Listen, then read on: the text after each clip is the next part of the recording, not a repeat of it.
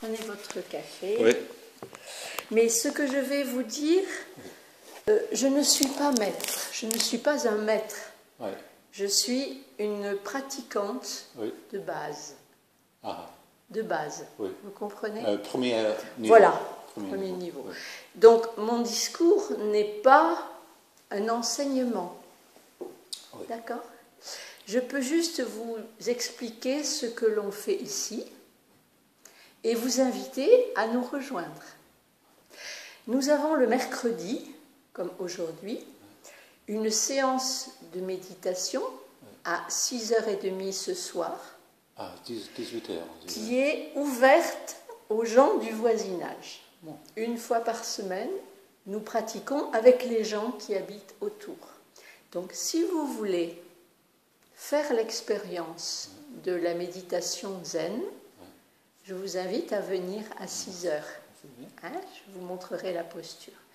Mais ce n'est pas dans les livres. Vous me montrez la posture. La posture. Ah, Comment on ouais, s'installe pour oui. méditer en zen. Oui. Ah, merci.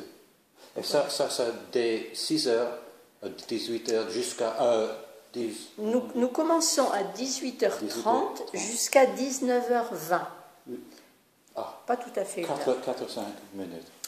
Donc 20 minutes, on s'assoit en silence, puis on se lève, on marche pendant 10 minutes pour se détendre un peu les jambes, et puis à nouveau on s'assoit 20 minutes. Donc de 6h30 à 7h20. Ouais. 40 minutes. 50 minutes. Ouais. 50 minutes. Donc 20 minutes assis, 10 minutes on marche, et 20 minutes à nouveau assis. Et ça, on le fait tous les mercredis soirs. Par ailleurs, nous, on fait ça pendant 1h15 tous les matins. Ah. Mais très tôt, à 5h le matin. Mais c'est entre nous, c'est une pratique entre nous. Vous comprenez? Oui, c'est pas public. Et le mercredi soir, c'est ouvert à tout le monde, et c'est plus court. Oui. Voilà ce qu'on propose comme rassemblement, si vous voulez. Comme... Moins qu'une heure, c'est pas de problème, je crois. Voilà. Donc, nous nous asseyons, nous restons en silence, sans bouger, sans déranger les autres. Voilà, c'est une expérience. Ouais. Ce n'est pas un enseignement de conférence ou de choses à lire. Voilà, c'est ce que je peux vous dire. Si vous avez des questions, je peux répondre à vos questions.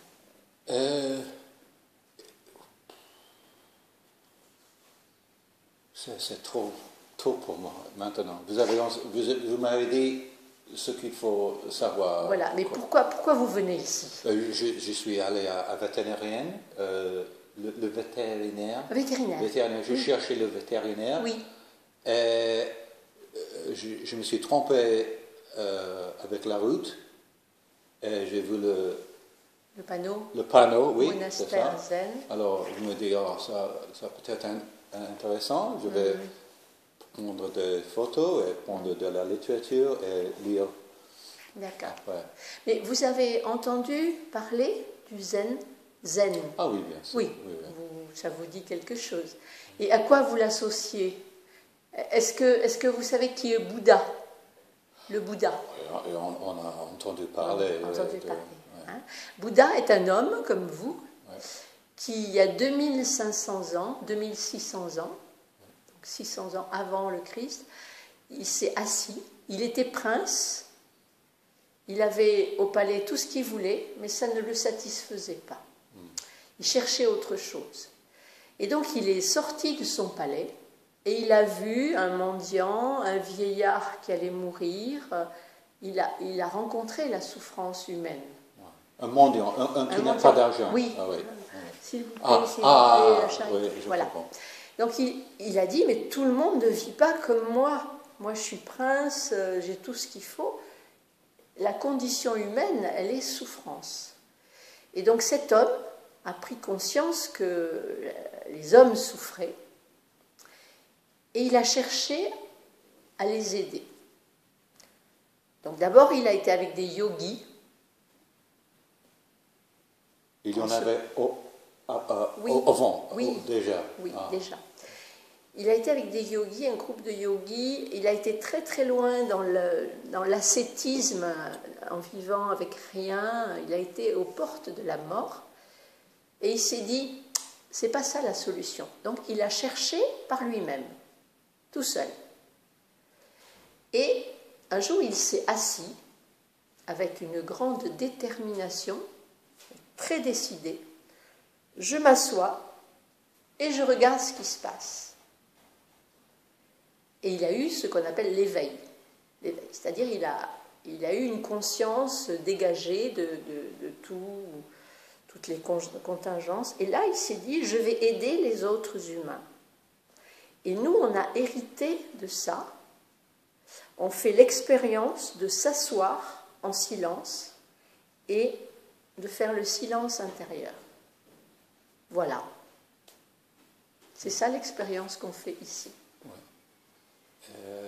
Je ne sais pas comment dire en français. Le benefit, le bon. Qu'est-ce que vous recevez? Qu'est-ce qu'on reçoit? Qu'est-ce qu'on reçoit? Qui est bon après? Une paix intérieure, un respect des autres. On apprend à écouter les autres plutôt que de leur couper la parole. On apprend à dire, ah, la vie des autres, peut-être que ça peut m'ouvrir l'esprit. On apprend, oui, à respecter la nature. Et on apprend à vivre sans conflit avec les autres. Voilà les bénéfices. Je ne dis pas qu'on y arrive, je dis qu'on apprend. On tend vers le plus de tranquillité possible. Voilà. Parce que vous avez dit que, encore je ne sais pas le mot, le motivation, la raison, la détermination. La détermination, ce qui lui a bougé, c'est la souffrance. Oui, de voir la souffrance. Donc, après faire le zen, qu'est-ce qu'il s'agit de la souffrance? Pour accepter ou quoi? Non, il ne s'agit pas de l'accepter. Il ne s'agit pas de devenir passif, pas du tout. Je vous prends un exemple très simple. Vous êtes assis en zazen, voilà, comme ça, les jambes croisées, ça, voilà. Et dans cette posture, tout d'un coup, il y a une crampe. Vous comprenez oui, la crampe? En anglais, c'est le même mot. Cramp, oui. Une crampe au mollet. Et non. Je laisse passer la crampe. Je ne m'en occupe pas. Donc ça fait mal un peu, et si je respire, ma crampe, elle s'en va.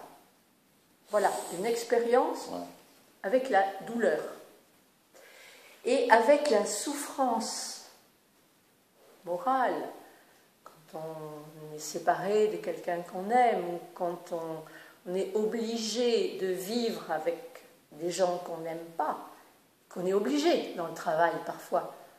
Vous êtes avec des gens que vous n'aimez pas du tout, mais il faut rester là. Donc on apprend à ne pas alimenter, ne pas donner corps, ne pas nourrir les choses négatives. On apprend à accepter, à être patient. Patient, oui. Et à être bienveillant. Voilà. Voilà en gros le fil conducteur de la méditation zen. C'est pas facile. Non, je crois que non. C'est pas facile. Non. Mais un jour ou l'autre, on rencontre la souffrance. Tous. On rencontre la vieillesse, la maladie, la mort. C'est un passage obligé. On rencontre forcément ça à un moment donné. Et donc, comment on réagit devant ça? Je ne veux pas vieillir. Je ne veux pas vieillir. Ça fait rien, On est obligé. Je ne veux pas mourir. Bah, on va mourir un jour, c'est sûr. Donc, comment aborder ces questions métaphysiques? comment s'y préparer. Voilà. Même la question Oui, physique. Voilà. Alors on peut commencer par le physique parce que c'est concret. On voit ce que c'est. Ouais. La crampe, par exemple, ou des fois vous avez, je ne sais pas moi, très très mal au genou. On vous a dit de ne pas bouger. Alors, ou bien, je ne bougerai pas. Mais là, vous avez très très mal. Vous comprenez? Très très mal. Si vous serrez les dents, que vous décidez je ne bougerai pas, vous avez de plus en plus mal. Mais si vous respirez et que vous acceptez d'avoir mal, oui, mon genou a mal, je ne donne pas d'importance à ça. J'ai mal, mais je n'en rajoute pas. Mais vous pensez à autre chose, quoi? On peut penser à autre chose. C'est un des moyens. On peut penser à ma respiration. On peut penser à regarder devant moi sans rien fixer, poser mon regard devant moi. On peut penser à mes 2 pouces se touchent très délicatement. Je ne pense pas à mon genou, je pense à mes pouces.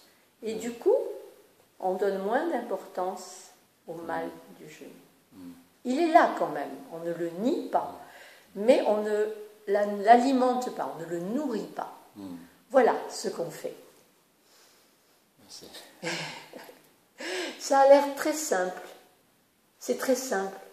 Et c'est très compliqué à faire. Très difficile. Il faut des années de s'habituer à ça pour devenir zen. Et ça n'arrive pas quand on grandit. Oui. Je crois que quand on pratique régulièrement, comme ici, dans ce monastère, avec un maître, moi je peux vous dire, je deviens de plus en plus heureuse. Et je crois que les autres aussi. Ma vie est plus légère.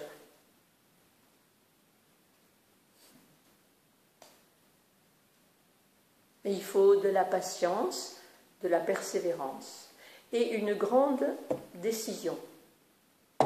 Je consacre ma vie à me préparer à mourir.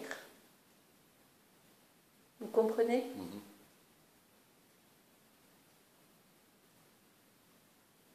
Voilà ce que je peux vous dire autour d'un café.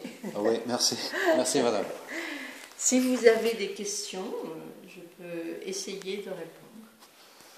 À ce moment, je ne peux pas les expliquer en français. Donc, je vais préparer. Oui, et peut-être il y a des gens ici qui parlent bien anglais. Peut-être quelqu'un, si vous revenez, peut-être quelqu'un peut parler avec vous en anglais.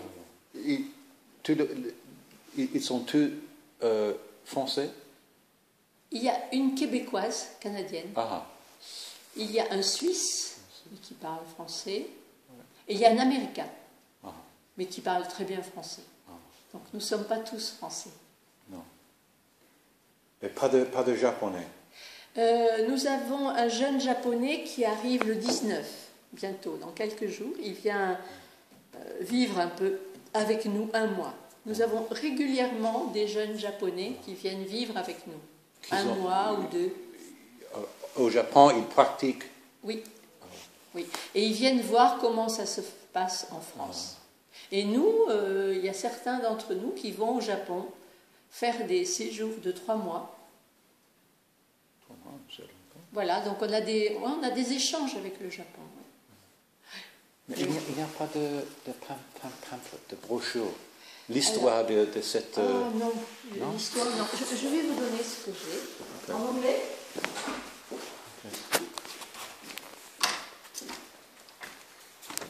That was very interesting.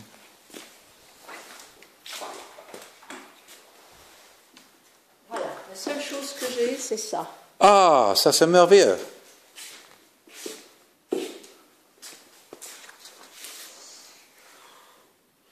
C'est un autre lieu, mais voyons, est-ce que...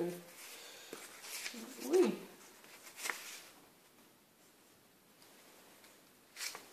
si vous voulez. Mais ça, c'est pas ici. C'est à la Gendronnière, c'est près de Blois.